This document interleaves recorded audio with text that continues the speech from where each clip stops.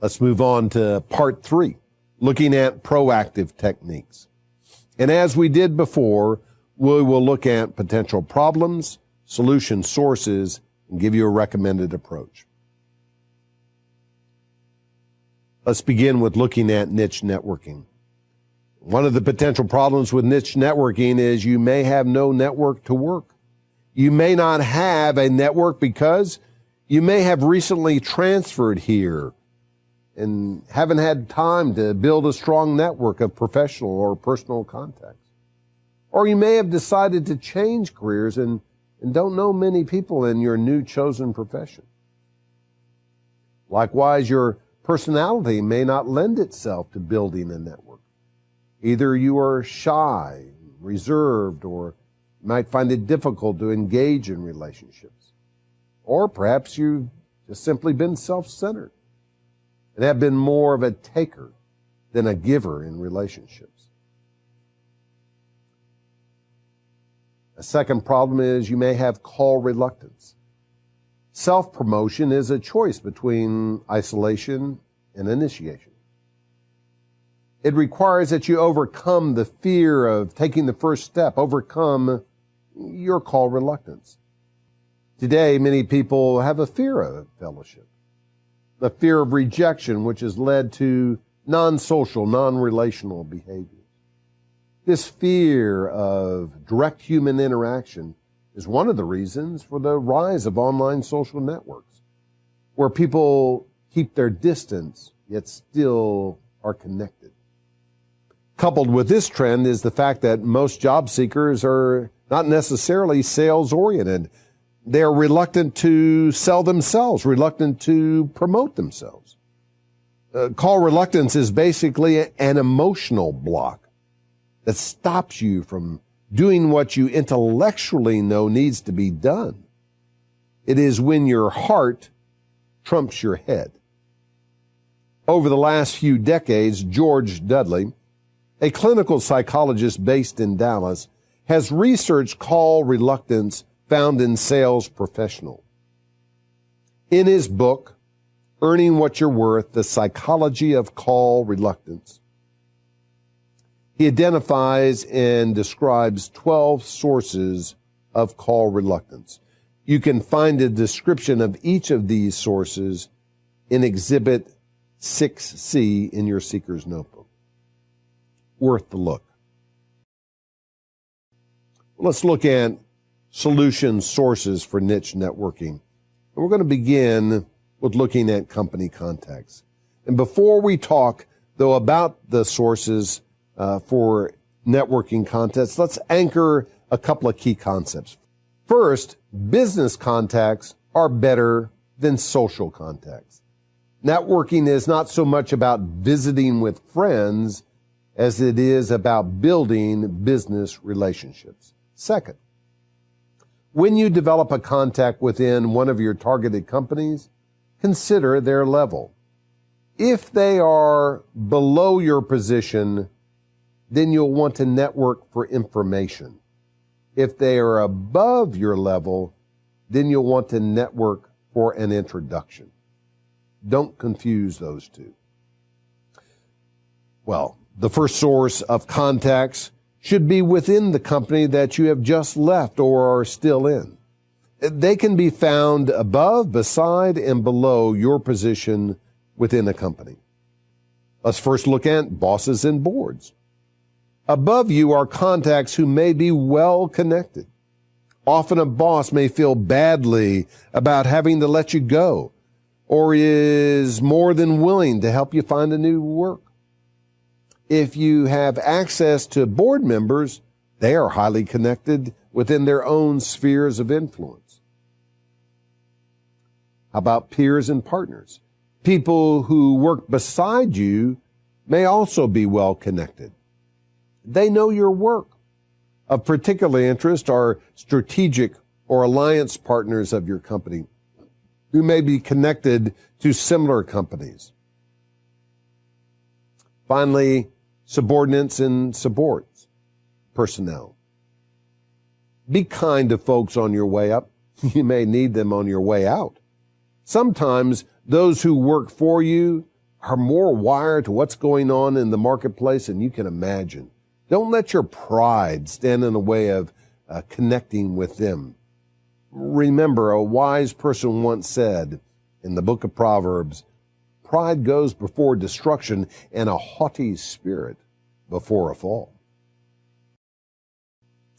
Well, while we're talking about solution sources of contacts you can find, I'd like to take you to what I call the 5 forces model.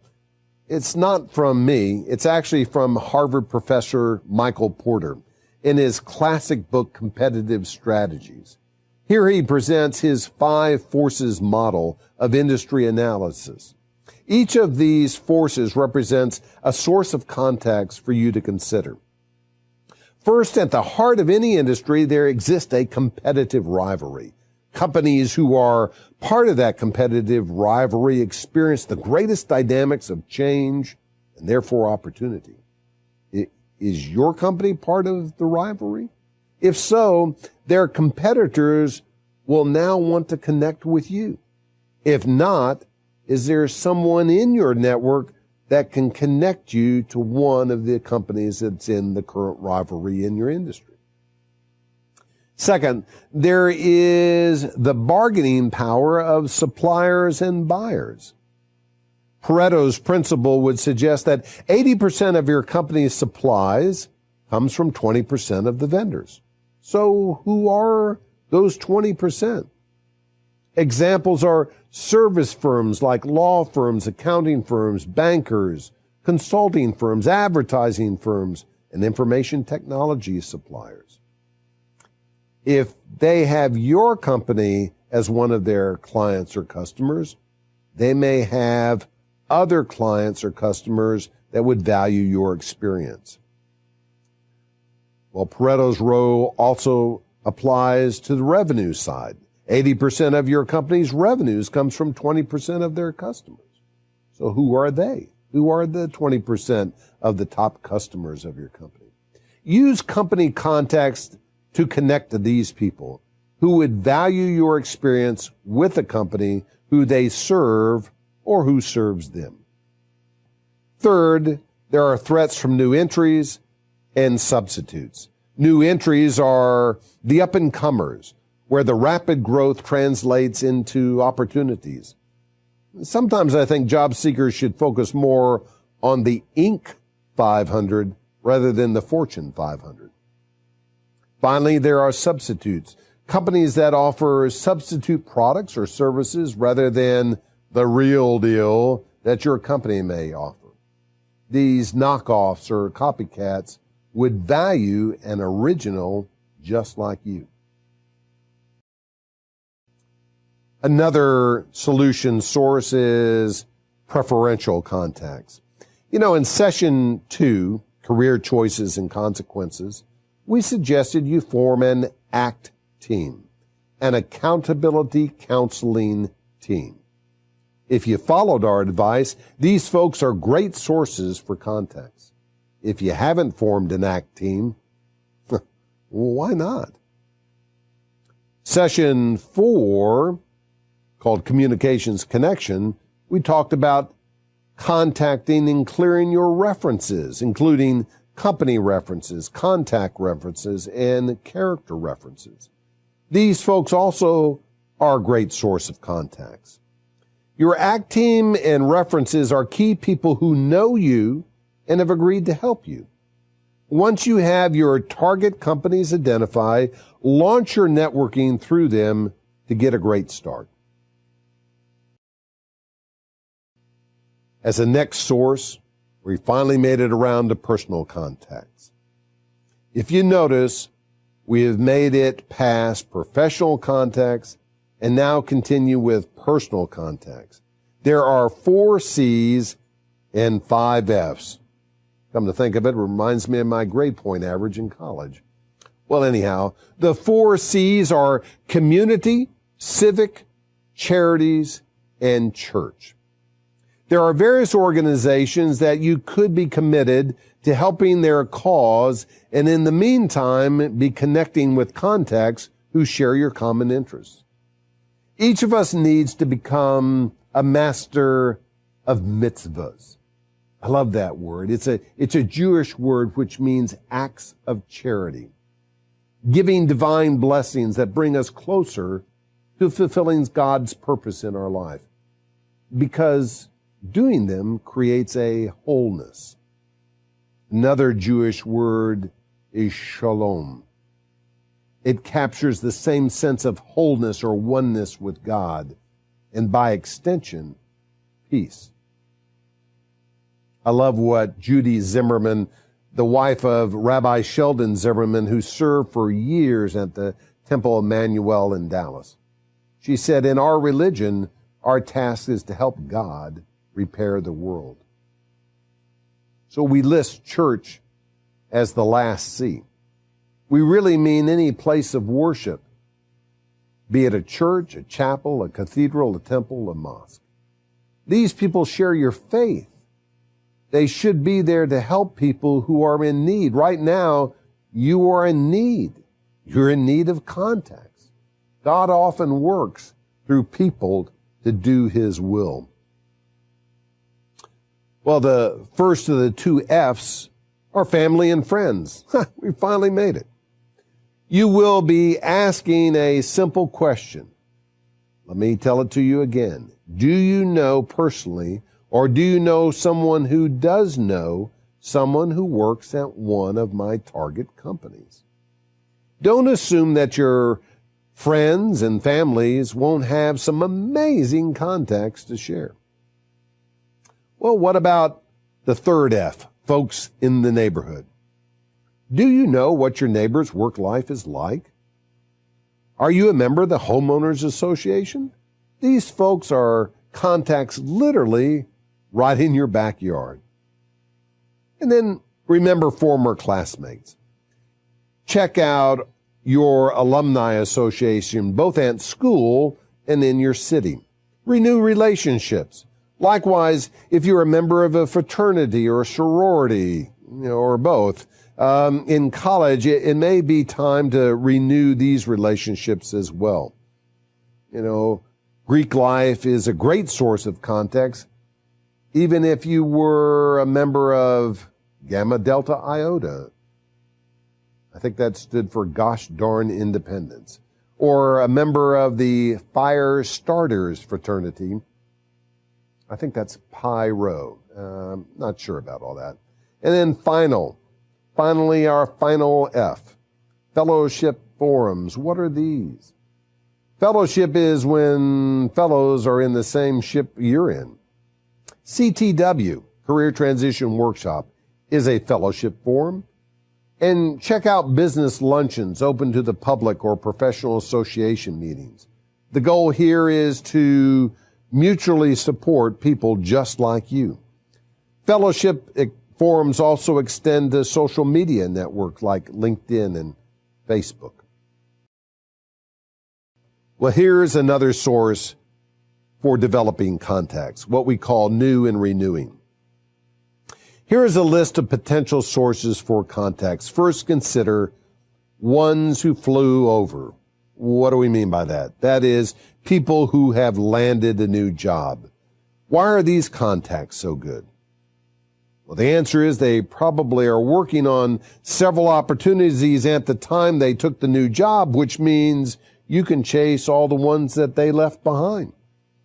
In fact, check out the local newspaper. Often they will publish a list of people who have just landed new jobs.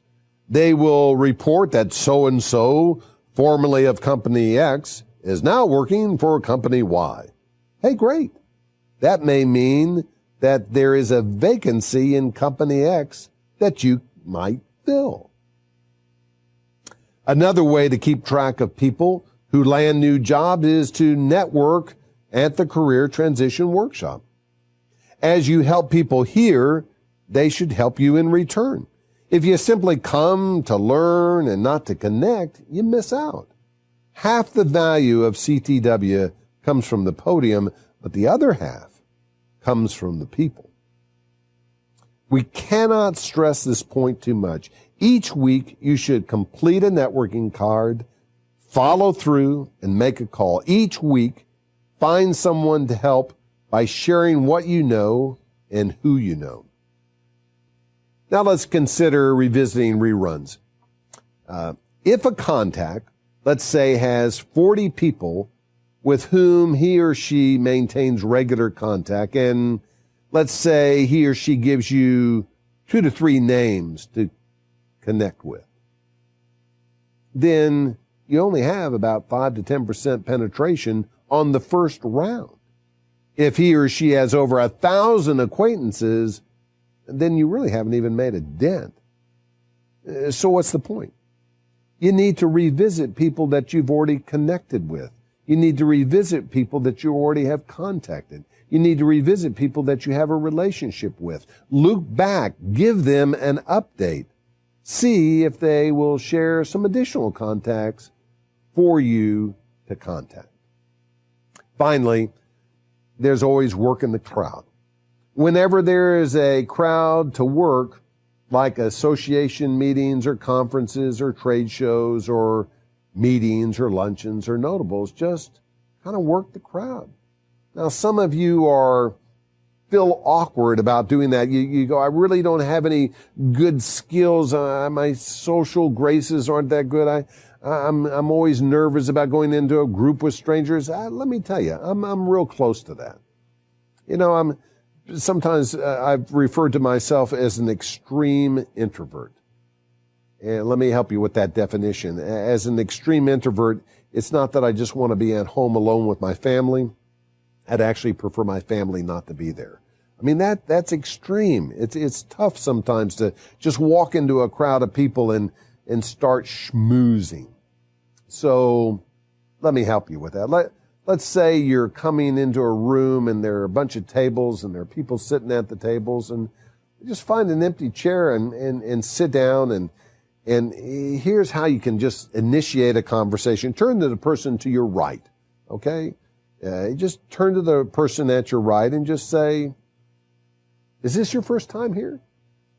Now, this is a great icebreaker question, because if it is their first time, you've got something in common. If it's not their first time, then you can ask them, well, tell me a little bit about what goes on here. So we'll take that pass. Well, tell me a little bit about what's going on here. I mean, who speaks and what's it all about? And I mean, how many times have you come? And you can start that.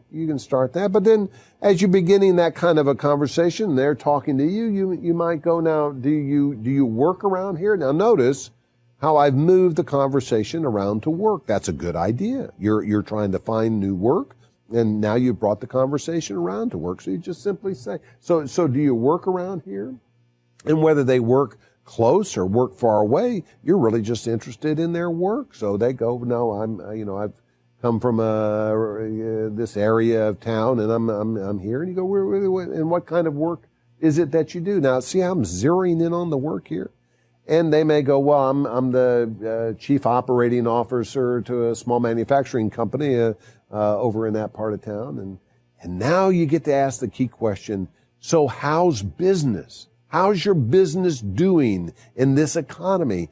Now we're really getting to it. I mean, if the thing is growing and going, I mean, they're going to have opportunities, challenges for you. I mean, you're going to move right in. So you ask, so how's business? And they may go, well, really, it's not going well at all. I mean, I appreciate you asking, but I mean, we're going to have a downsizing before the end of the month, and just to be able to survive. And then just slowly say, yeah, that's tough. And just slowly turn to your left and see the person over there and say, oh, so is this your first time here? Hey, look, you need to break the ice. You need to initiate. That's what we talked about. You break up isolation with initiation. So what is our recommended approach to niche networking? Devote up to 3.5 days if you're a big buck person, or up to 1.5 days if you're a little buck person. And if you want to learn more about niche networking, then you're going to have to listen to Session 7, Networking Strategies, How to Network from Your Network. What if you have a target company and you have worked your target company for 2 to 3 weeks trying to find someone who you know as a contact into that company, and yet nothing connects, nothing happens, it's going nowhere? Then what do? Well, you commence cold contacting, which is what we're going to discuss next. Cold contacts can be divided into cold calls and mass mailings. The two most popular versions of cold contacting are cold calls and mass mailings.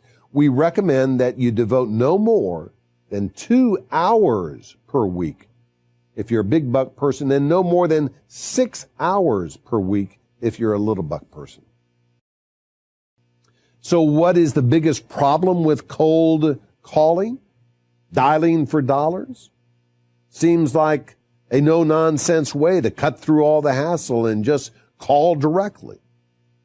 Well, the answer is it's an interruption. A call can catch your target by surprise and really cause a negative knee-jerk reaction.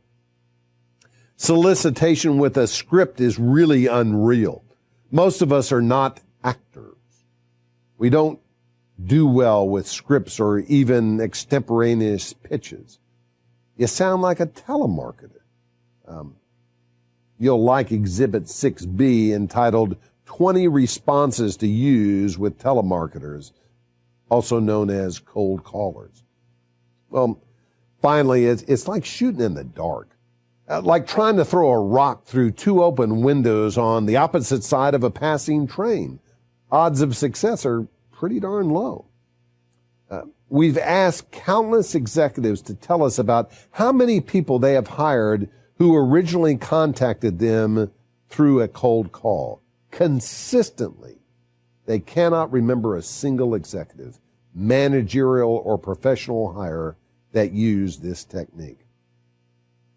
So we recommend 3 different approaches to make cold calls that are far more effective than just dialing for dollars, picking up the phone and calling.